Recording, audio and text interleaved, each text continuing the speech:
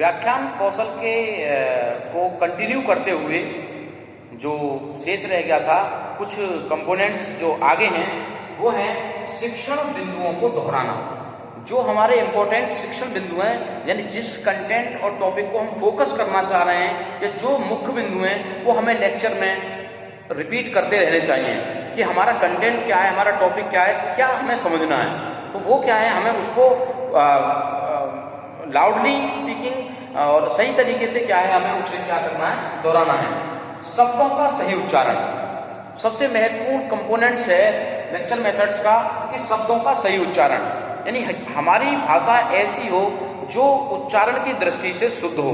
अगर हमारी भाषा उच्चारण की दृष्टि से शुद्ध नहीं होगी तो हमारे जो पढ़ने वाले छात्र यह नहीं समझ पाएंगे कि इस अध्यापक द्वारा कौन सी बात कही गई है, पता नहीं क्या कह रहे हैं सर, कुछ समझ में तो आ नहीं रहा है। इसलिए शब्दों का सही उच्चारण होना व्याख्यान कौशल के लिए बहुत ही महत्वपूर्ण है। आप व्याख्यान कौशल का प्रयोग करते समय अगर सही उच्चारण कहेंगे तो छात्र अच्छी तरीके से उसको समझ सकते हैं और निश्चित ही पारंगत हो सकते हैं। पाठ का उचित गति से प्रस्तुतिकरण, व्याख्यान कौशल में जो हमारा पाठ है, जो हमारा प्रकरण है, हम उचित गति से उसका प्रयोग करें, यानी उचित गति से, यानी ऐसा ना हो कि आपको आए टॉपिक आपने पढ़ाना बहुत जल्दी शुरू कर दिया, 30 मिनट का पीरियड आपने 10 मिनट में ही खत्म कर दिया, फिर आपसे आराम से बैठे, या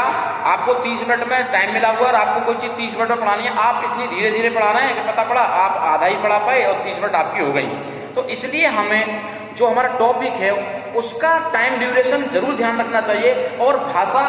जो उचित गति है, पाठ की जो उचित गति है, हम पाठ को इस तरीके से संचालित करें, इस तरीके से क्रियान्वित करें, इस तरीके से पढ़ाएं कि जो हमारा टाइम ड्यूरेशन है, हम उस टाइम ड्यूरेशन में उस पाठ को आसानी से समाप्त कर सकें और छात्रों को सही तरीके से समझ में भी आ जाना चाहिए। नेक्स्ट है परस्पर जुड़ने वाले शब्द।